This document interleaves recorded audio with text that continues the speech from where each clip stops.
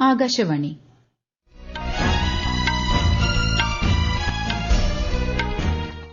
നമസ്കാരം.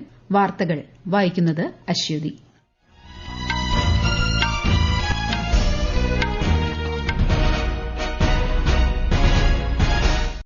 പ്രധാന വാർത്തകൾ. പാകിസ്ഥാന്റെ ഭീകരബന്ധങ്ങൾ തുറന്നുകാട്ടുന്നതിനായി നയതന്ത്ര തലത്തിൽ ആഗോള പ്രചാരണം ശക്തമാക്കി India. China, US, European union എന്നിവയെ മറികടന്ന് നടപ്പ് സാമ്പത്തിക വർഷത്തിൽ ഇന്ത്യ 6.3% വളർച്ച കൈവരിക്കുമെന്ന് യുഎൻ റിപ്പോർട്ട്.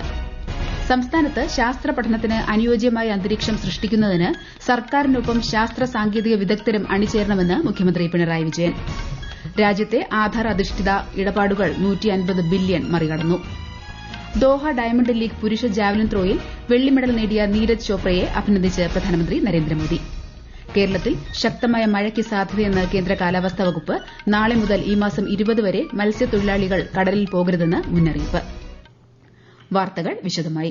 ഓപ്പറേഷൻ സിന്ദൂറിനെ തുടർന്ന് പാക് ഭീകരതയ്ക്കെതിരെയുള്ള ഇന്ത്യയുടെ നിലപാട് വ്യക്തമാക്കുന്നതിനായി വിവിധ രാജ്യങ്ങളിലേക്ക് പ്രതിനിധി സംഘങ്ങളെ അയക്കാൻ പദ്ധതിയുമായി കേന്ദ്ര സർക്കാർ. പ്രതിനിധി സംഘങ്ങളിൽ ഭരണ പ്രതിപക്ഷ പാർട്ടികളിലെ അംഗങ്ങൾ, മുതിർന്ന നയതന്ത്ര ഉദ്യോഗസ്ഥർ തുടങ്ങിയവരുണ്ടാകും. ഇത് സംബന്ധിച്ച് പാർലമെന്ററി കാര്യമന്ത്രി കിരൺ റിജിജു കോൺഗ്രസ് ദേശീയ അധ്യക്ഷൻ മല്ലികാർജ്ജുൻ ഖാർഗെയുമായി ആശയവിനിമയം നടത്തി. കോൺഗ്രസ് നേതാവ് ശശി തരൂർ, ബിജെപിയുടെ രവിശങ്കർ പ്രസാദ്, ബൈജയന്ത് പാണ്ഡ, ജെഡിയുവിന്റെ സഞ്ജയ് കുമാർ ഝാ, ഡിഎംകെ അംഗം കനിമൊഴി കരുണാനിധി, എൻസിപി എസ്പി അംഗം സുപ്രിയ സുലെ, ശിവസേനയുടെ ശ്രീകാന്ത് ഏകനാഥ് ഷിൻഡെ എന്നിവർ പ്രതിനിധി സംഘത്തിൽ ഉൾപ്പെട്ടതായാണ് വിവരം. ലോകത്തിൽ അതിവേഗം വളരുന്ന സുപ്രധാന സമ്പദ് വ്യവസ്ഥയായി ഇന്ത്യ തുടരുമെന്ന് ഐക്യരാഷ്ട്രസഭ. ഈ സാമ്പത്തിക വർഷം ഇന്ത്യൻ സമ്പദ് വ്യവസ്ഥ 6.3% വളർച്ച കൈവരിക്കും. ചൈന, യുഎസ്, യൂറോപ്യൻ യൂണിയൻ എന്നിവയേക്കാൾ വളർച്ച നേടുമെന്നാണ് ഐക്യരാഷ്ട്രസഭയുടെ ലോക സാമ്പത്തിക റിപ്പോർട്ട്. ഗാർഹിക ഉപഭോഗം, സർക്കാർ നിക്ഷേപങ്ങൾ, സേവന കയറ്റുമതി എന്നിവയാണ് ഇന്ത്യയുടെ മുന്നേറ്റത്തിന് ആക്കം കൂട്ടുന്നത്. രാജ്യത്തെ പണപ്പെരുപ്പം ഈ വർഷം 4.3% കുറയാൻ സാധ്യതയുണ്ടെന്നും റിപ്പോർട്ട് പറയുന്നു. പഞ്ചാബ് ആസ്ഥാനമായുള്ള ലവ്ലി പ്രൊഫഷണൽ യൂണിവേഴ്സിറ്റി തുർക്കിയയിലെയും അസർബൈജാനിലെയും സ്ഥാപനങ്ങളുമായുള്ള എല്ലാ ധാരണാപത്രങ്ങളും അവസാനിപ്പിച്ചു. ഇന്ത്യയുടെ ദേശീയ താൽപര്യത്തിന് വിരുദ്ധമായ സമീപകാല രാഷ്ട്രീയ സംഭവവികാസങ്ങൾ ചൂണ്ടിക്കാട്ടി ഇരു രാജ്യങ്ങളുടെയും സ്ഥാപനങ്ങളുമായുള്ള അക്കാദമിക് പങ്കാളിത്തങ്ങൾ ഔദ്യോഗികമായി അവസാനിപ്പിച്ചതായി പാർലമെന്റ് അംഗവും എൽപിയുവിന്റെ സ്ഥാപക ചാൻസലറുമായ ഡോ അശോക് കുമാർ മിത്തൽ അറിയിച്ചു.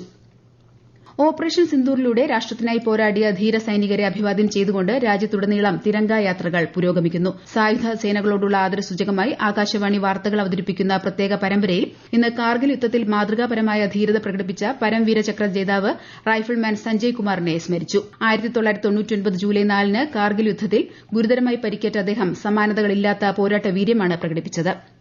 സാമൂഹിക സമത്വം ഉറപ്പാക്കുന്നതിനുള്ള ഏറ്റവും സ്വാധീനശക്തിയുള്ള പരിവർത്തന സംവിധാനമാണ് വിദ്യാഭ്യാസമെന്ന് ഉപരാഷ്ട്രപതി ജഗദീപ് ധൻഖർ. വിദ്യാഭ്യാസ നിലവാരമാണ് രാജ്യവികസനത്തെ മുന്നോട്ട് നയിക്കുകയെന്നും അദ്ദേഹം പറഞ്ഞു. ന്യൂഡൽഹിയിൽ ജയ്പൂരിയ ഇൻസ്റ്റിറ്റ്യൂട്ട് ഓഫ് മാനേജ്മെന്റിന്റെ ബിരുദദാന ചടങ്ങിനെ അഭിസംബോധന ചെയ്യുകയായിരുന്നു ഉപരാഷ്ട്രപതി. Education, boys and girls, is the most impactful transformative mechanism to bring about equality, to cut into inequities. It's a great leveler. In the times in which we live, our educational level will define the growth trajectory of Bharat. So bear that in mind. കേന്ദ്ര ആഭ്യന്തരമന്ത്രി അമിത്ഷാ ഇന്ന് ഗുജറാത്തിലെ ഗാന്ധിനഗറിൽ 708 കോടി രൂപയുടെ വിവിധ വികസന പദ്ധതികൾക്ക് തുടക്കം കുറിക്കും. ഗാന്ധിനഗർ മുനിസിപ്പൽ കോർപ്പറേഷനിലെയും തപാൽ വകുപ്പിലെയും വിവിധ വികസന പദ്ധതികൾ അദ്ദേഹം ഉദ്ഘാടനം ചെയ്യും. നാളെ അഹമ്മദാബാദിലും മെഹസനയിലും വിവിധ പരിപാടികളിൽ കേന്ദ്ര ആഭ്യന്തരമന്ത്രി പങ്കെടുക്കും. ശാസ്ത്ര പഠനത്തിന് അനുയോജ്യമായ അന്തരീക്ഷം സൃഷ്ടിക്കുക എന്നത് സംസ്ഥാന സർക്കാരിന്റെ പ്രഖ്യാപിത നയമാണെന്ന് മുഖ്യമന്ത്രി പിണറായി വിജയൻ. ഇതിനായി സർക്കാർ തലത്തിലുള്ള പ്രവർത്തനങ്ങൾക്കൊപ്പം ശാസ്ത്ര സാങ്കേതിക വിദഗ്ധരുടെ ഇടപെടലും അനിവാര്യമാണെന്ന് മുഖ്യമന്ത്രി പറഞ്ഞു. ശാസ്ത്ര സാങ്കേതിക മേഖലയിലെ പ്രൊഫഷണലുകളുമായി തിരുവനന്തപുരത്ത് സംവദിക്കുകയായിരുന്നു അദ്ദേഹം. ശാസ്ത്രവും സാങ്കേതിക വിദ്യയും മനുഷ്യജീവിതത്തിൽ നിന്ന് വേറിട്ട് നിൽക്കുന്ന മേഖലയല്ലെന്ന് മുഖ്യമന്ത്രി അഭിപ്രായപ്പെട്ടു. കോഴിക്കോട് മുൻ എംഎൽഎ എ പ്രദീപ് കുമാറിനെ മുഖ്യമന്ത്രിയുടെ പ്രൈവറ്റ് സെക്രട്ടറിയായി നിയമിച്ചു. ഇത് സംബന്ധിച്ച മുഖ്യമന്ത്രിയുടെ ഓഫീസ് ഉത്തരവിറക്കി. ഈ വാർത്തകൾ ആകാശവാണിയിൽ നിന്ന്. ആകാശവാണി വാർത്തകളും വാർത്താധിഷ്ഠിത പരിപാടികളും all India radio news Thiruvananthapuram YouTube ചാനലിലും all India radio news Thiruvananthapuram Facebook പേജിലും AR News_ തിരുവനന്തപുരം ഇൻസ്റ്റഗ്രാം അക്കൌണ്ടിലും AR News_TVM X ഹാൻഡിലും ലഭ്യമാണ്. 58ാമത് ജ്ഞാനപീഠ പുരസ്കാരങ്ങൾ രാഷ്ട്രപതി ദ്രൌപദി മുർമു വിതരണം ചെയ്തു. പ്രമുഖ ഉറുദു കവിയും ഗാനരചയിതാവുമായ ഗുൽസാർ, സംസ്കൃത പണ്ഡിതൻ ജഗദ്ഗുരു രാമഭദ്രാചാര്യ എന്നിവർക്കായിരുന്നു 2023 ജ്ഞാനപീഠ പുരസ്കാരങ്ങൾ. അവാർഡ് ജേതാക്കളെ രാഷ്ട്രപതി അഭിനന്ദിച്ചു. രാജ്യത്തെ ആധാർ അധിഷ്ഠിത ഇടപാടുകൾ 150 ബില്യൺ മറികടന്നു. യുണീക് ഐഡന്റിഫിക്കേഷൻ അതോറിറ്റിയുടെയും ആധാർ ശൃംഖലയുടെയും ചരിത്രത്തിലെ നിർണായക നേട്ടമാണിത്. സർക്കാർ സേവനങ്ങൾ ഉൾപ്പെടെ വിവിധ സേവനങ്ങൾ ലഭ്യമാക്കുന്നതിലും ആധാർ അടിസ്ഥാനമാക്കിയുള്ള പ്രാമാണീകരണം പ്രധാന പങ്ക് വഹിക്കുന്നതായി കേന്ദ്ര സർക്കാർ പറഞ്ഞു. ഇന്ന് ലോക വാർത്താവിനിമയ ദിനം. ഇന്റർനെറ്റിന്റെയും മറ്റ് സാങ്കേതിക വിദ്യകളുടെയും ഉപയോഗത്തെക്കുറിച്ച് അവബോധം വളർത്തുന്നതിലൂടെ ജീവിത നിലവാരം മെച്ചപ്പെടുത്തുക ലക്ഷ്യമിട്ടാണ് എല്ലാ വർഷവും മെയ് 17-ന് ലോക വാർത്താവിനിമയ ദിനമായി ആചരിക്കുന്നത്. ഡിജിറ്റൽ സാങ്കേതിക രംഗത്തെ ലിംഗസമത്വം എന്നതാണ് ഇത്തവണത്തെ പ്രമേയം.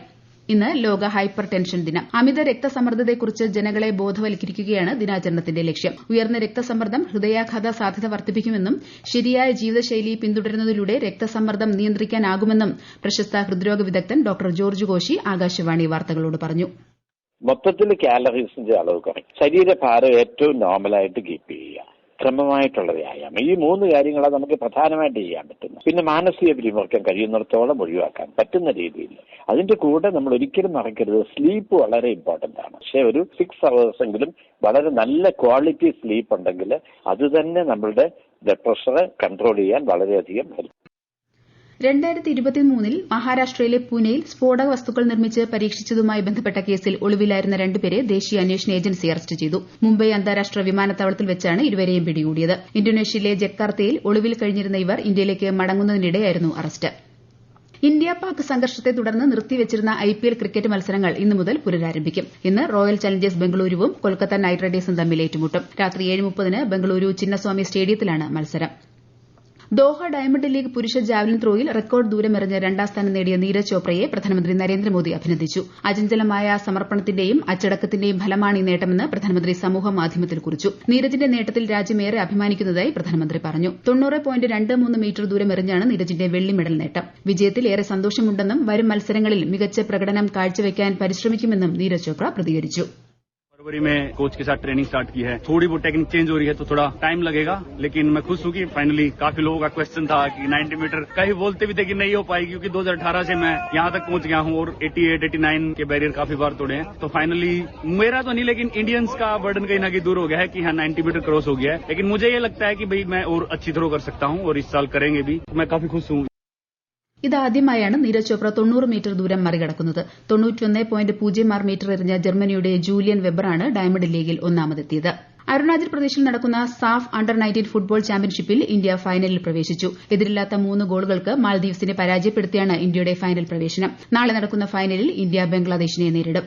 ഈ മാസം 30-ന് ആരംഭിക്കുന്ന ഇംഗ്ലണ്ട് പര്യടനത്തിനുള്ള ഇന്ത്യ എ ടീമിനെ BCCI പ്രഖ്യാപിച്ചു. അഭിമന്യു ഈശ്വറിനെ ക്യാപ്റ്റനായും ധ്രുവ് ജുറലിനെ വൈസ് ക്യാപ്റ്റനായും തെരഞ്ഞെടുത്തു. കരുൺ നായരും ടീമിൽ ഇടം നേടിയിട്ടുണ്ട്. 2ാം മത്സരത്തിന് മുമ്പ് ശുഭ്മാൻ ഗില്ലും സായി സുദർശനും ടീമിൽ ചേരും.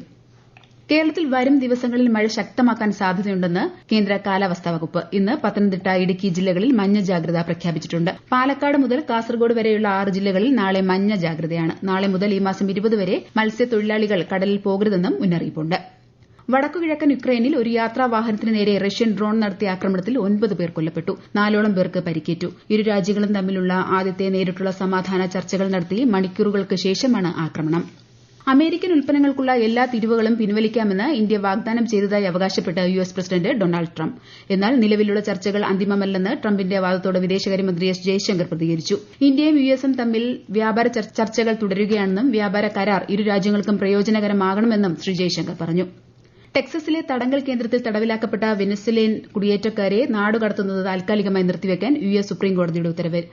കുടിയേറ്റക്കാരെ നീക്കം ചെയ്യാൻ ശ്രമിക്കുന്നതിന് മുമ്പ് ഭരണകൂടം മതിയായ നിയമപരിരക്ഷ നൽകുന്നതിൽ പരാജയപ്പെട്ടതായി കോടതി നിരീക്ഷിച്ചു.